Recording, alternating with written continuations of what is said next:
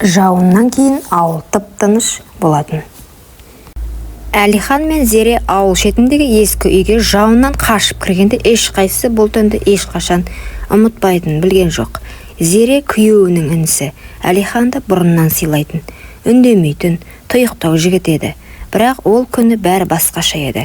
Күннің көзі батар-батпаста Зере сиыр сауып жатқан.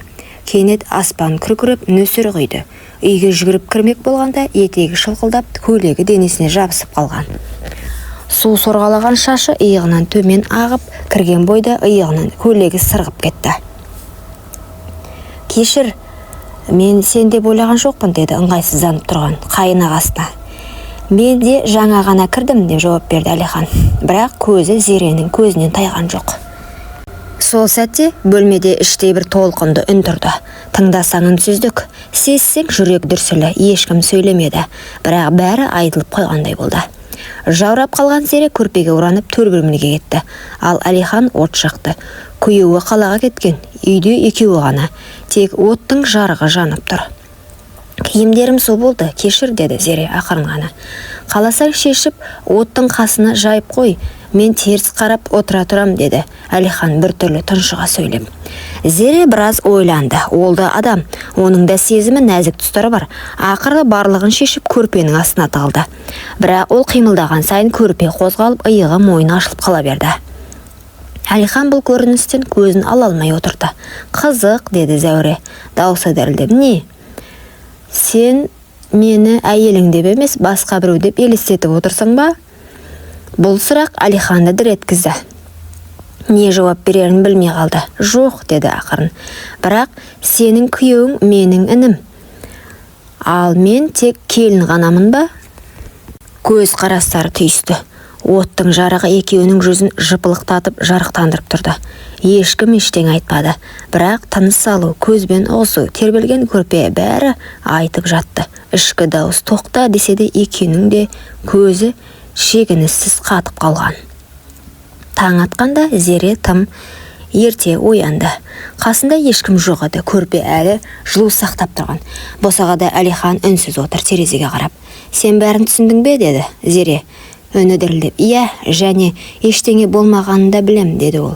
«Шынымен, біз бір ғана сәтке шекарада тұрдық, бірақ біз ештеңе істемедік. Иә, бірақ ішімізде бір-бірімізді шешіндіріп үлгердік». Зере үндемеді. Ол да білетін. Ол түні ешкімнің денесі тоғыспаса да, ойлар мен сезімдер шекарадан асып кеткен. Кейін бәрі бұрынғыдай болды. Бірақ ешқашан бұрынғыдай болмады. Зере мен Әлихан ешқашан бұл туралы сөйлеспеді. Бірақ біріне қараған сайын іштерінде өрт тұтанып кететін. Жауын жауған сайын Зеренің денесі тітіркеніп, сол түні есіне түсетін. Әлихан от жағып отырған сайын көз алдында көрпенің астындағы Зере елестейтін. Бұл құпия, бұл шекара, бұл ешқашан болмаған, бірақ ешқашан ұмытылмайтын бір түн болды. Бір аптадан кейін Зеренің күйеуі Нұржан қаладағы шаруаларын бітіріп үйге оралды. Бәрі бұрынғыдай арқа-жарқа қарсы алғаннан кейін дастархан, шай, жылы сөздер. Бірақ Зере бұрынғыдай емес еді. Ол күйеуінің жанында отырса да көзімен Әлиханды іздейтінін шығарды. Әлихан да онымен көз түйістірмеуге тырысты. Бірақ бұл екеуінің арасындағы үнсіз от өшпеген еді. Сен жауыннан кейін суық тигізіп алмадың ба? Деді Нұржан. Зере еріксіз жымиып. Иә, суық, бірақ от жаққан еді, деді. Өзі де байқамай. Күйеуі жай ғана бас изеді. Бірақ Әлихан төргі бөлмеден сығалап тұрған. Ол бұл жауапты естіді. Ол оттың басында отырған ешті екеуді ұмытпағанын білді. Сол түні Зере ұйықтай алмады. Күйеуі жанында жатыр. Бірақ көзі жұмылған сайын басқа көз қарас, басқа дем, басқа оттың жылуын елестетті. Бір түнде өмірінің бәрі бөлініп қалғандай. Түсінде өзін қайтадан оттың алдында көрді. Бұл жолы көрпесіз, толықтай жалаңаш, ал Әлихан үнсіз жақындап келіп, тек көзімен болмайды деп тұрған. Бірақ денесі алға тартып барады. Түстен оянғанда денесі балбырап ұялғандай болды. Бірақ өзінен емес, ойынан. Арада біраз уақыт өтті. Күндер, кештер, шайлар бәрі қалыпты. Бірақ Зере мен Әлихан арасында үнсіз тілдесу, ұзақ көз қарастар, жай ғана сәл тоқтап күлімдеу бәрі үдей түсті. Бір күні түнде Зере су алуға шығып сыртқа шықты. Сол кезде қора жақтан бір көлеңке қозғалды. Жүрегі зірк ете қалды. Бірақ бұл Әлихан еді. Түн тыныш қой, деді ол жай ғана. Иә, бірақ ішім тыныш емес, деді Зере. Әлихан оның көзіне қарады. Бұл жолы ұзақ, бұл жол екеуі де шегінбей тұрды. Не істеп жүрміз біз осы, деді Зере ақырын. Бұлай болмайды ғой. Бірақ болып қойды ғой, деді ақырын тұншыға Әлихан. Кенет алдынан есік сықыр естілді. Зере селк етіп үйге қарай жүгірді, ал Әлихан түнде сіңіп кетті. Ертеңіне бәрі бұрынғыдай болды, бірақ Әлихан Зереге қағаз қалдырды, қысқа ғана сөз. Түсімде сен үнемі оттың жанындасың, көрпенің астында. Сен мені неге түсіңде шақырасың, Зере? Зере хатты қайта-қайта оқыды. Жауап бергісі келді, бірақ қалай? Күйеуінің көзіне қарай алмай жүрген келін өз жүрегімен күресе алмай қалды. Сол түннен кейін көп ұзамай Зеренің бас айнала бастады. Асқа зауқы соқпай әлсіреп жүрді. Алғашында өзі де мән бермеген, бірақ бір күні шай құйып отырып қолындағы кесені түсіріп алды. Әлсіздік пе, әлде жүректегі қорқыныш па? Өзі де білмейді. Енесі, келін-ау, сен түрің бір түрлі. Әй, аяғың ауыр емес пе, деді. Зере естіп тұрған білсе де үндемеді. Басын шайқады. Бірақ сол түні дүкенге өзі барып тест алды. Жауап біреу еді. Екі сызық. Қолы дірілдеп отыра кетті. Күйеуімнен бе? Әлде ол кезде күйеуі қалада еді. Бірақ жоқ, мүмкін емес. Бір сәтке ғана еске түсті. Сол жауыннан кейінгі түн, көрпенің астындағы дем. Оттың жарығында өртенген сезім. Тіпті ештеңе болмаған күннің өзінде денесімен емес, жанымен берілу еді. Мен оған ештеңе істеген жоқпын, бірақ іштей мен сол сәтте соны қалап тұрдым, деді. Күйеуі күлімдеп кіріп келген күні Зере не істерін білмей қалды, төсекте үнсіз жатты. Күйеуі құшағына алғанда денесі емес, жаны қысылды. Бір кеште бәрі ұйықтап жатқанда Зере сыртқа шықты. Ай астында жалғыз тұр еді. Артынша Әлихан да келді. Сен де ұйықтай алмай жатырсың ба, деді. Жоқ, бәрі жақсы ма, Зере, деді ол, біртүрлі елеңдеп.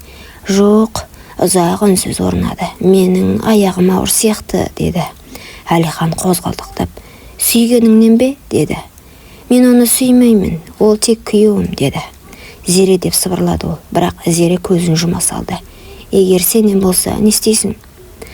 Әлихан демін тартып алды. Сен ештеңе айтпа, бұл сыр. Менімен бірге кетсін. Егер керек болса, мен кетемін. Мен жоғаламын. Жоқ, сен кеткенде мен жалғыз қаламын ғой. Сол түн екеуі тағы ештеңе істемеді, бірақ енді бұл үнсіздіктің өзі күнә секілді ауыр болды. Айлар өте берді, Зеренің іші білініп қалды. Енесі қуанып жан-жаққа сүйінші айтумен жүр. Бірақ бір күні Зере ішін сипап отырған кезде енесі жанынан өте бере. Сенің ішіңдегі бала кімнен екен? Зере селк ете қалды, қорыққанын жасыра алмады. Біреуге ұқсайды ма? Әркімнің өзіне ұқсамайтын біреу болады ғой, деп күлді. Нұржан соңғы кезде тамсылып кеткен. Үйге кеш келіп жүр, жылы сөз жоқ. Бір күні Зере батылданып сұрады. Саған бірдеңе болды ма, деді. Жоқ, бәрі жақсы. Сен маған режулі сияқтысың ғой. Жоқ, тек сен көп ойланатын болдың. Бұрынғыдай емессің. Қолыңды ұстасам жүрегің дір ете қалатын. Сен маған не жасырып жүрсің? Айтшы, деді. Зере еш жауап бере алмады. Ол үнсіз бөлмеге кіріп кетті. Сол түні түсінде бала жылап жатты. Бірақ даусы Әлиханның үнімен. Ай айналып күн аунап Зере босанды. Ол бала енесі қуанып жүр. Бала тап-таза, қып-қызыл боп дүниеге келді. Бірақ бір жұмадан кейін нәрестенің бет-әлпеті анықтала бастаған кезде жұрт сыбырлай бастады. Енесі балаға ұзақ қарап тұрып, әкесіне ұқсамаған екен, деді ақырын. Жоқ, мүмкін емес, деді Зере жалма-жан. Бірақ жүрегі атша тулап, ішкі күдік күн сайын өсе берді. Өйткені өзі де ішінен сезіп тұрды. Бала Әлиханға көбірек ұқсайды. Бір күні Нұржан кеш оралды. Қолында ескі күнделік. Бұл Зеренің күнделігі еді. Жазып тастаған. Бірақ ішіндегі бір беті ғана жыртылып қалған бетінде мынадай жазулар тұр еді. Мен ештеңе істемедім. Бірақ екеуміздің ішімізде бәрі болды. Жалаңаш сезім денеге тимей-ақ сындырады екен. Әлихан, кешір мені. Нұржан көзіне тік қарап тұрып, мен бұл жазбаны оқымадым, бірақ сенің көзінде бәрі айтып тұр. Жоқ, мен ештеңе істеген жоқпын, деді, бірақ сенің жүрегің менен кеткен. Нұржан қолына баланы алып тұрып ұзақ қарап тұрды. Кенет көзіне жас келіп сәбиді ақырын Зеренің төсіне жатқызды. Бұл бала менікі емес шығар, бірақ оның кінәсі жоқ. Мен сені кешіремін, бірақ өзімді кешіре алмаймын деді. Ол үнсіз жиналды, үйден шығып кетті. Сол кеткеннен оралмады. Бірнеше күннен кейін ауылға сөз тарады. Әлихан ауылдан кетіп жатыр екен. Ешкімге ештеңе айтпаған. Жолға жиналып жатқан Зере келіп соңғы рет жолықты. Сен ше, ештеңе айтпайсың ба? Айтатын сөз қалды ма, Зере? Бала, ол менікі болсын болмасын, мен оны ешқашан көре алмаймын. Неге? Себебі мен күн сайын сенің көзіңнен өзімді көріп, өзімді жек көргім келмейді. Зере егіліп жылап, басын оның иығына қойып, мен саған ешқашан тәнімді бермедім, бірақ жанымды беріп қойыппын. Сол жан менің өмірімді алып кетті. Сол сөзбен Әлихан бұрылды да мүлдем кетіп қалды. Ауылға қайтып оралмады. Зере қайынағасымен болған бір сәттік әлсіздіктің құнын өмір бойы төледі. Нұржан сол кеткеннен қайта оралмады. Ауылда өсекке қалып, енесіне қарабет болды.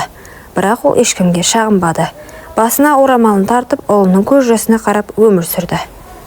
Бала күнәсіз еді, ал Зере сол күнәні жүрегінде көтеріп, жалғыз ана болып қалды. Құрметті оқырман, өмірден алынған шынайы оқиғаларды тыңдағыңыз келсе, менің арнама тіркеліп, лайк, комментарий жазып қолдап кетіңіздер. Келесі кездескенше.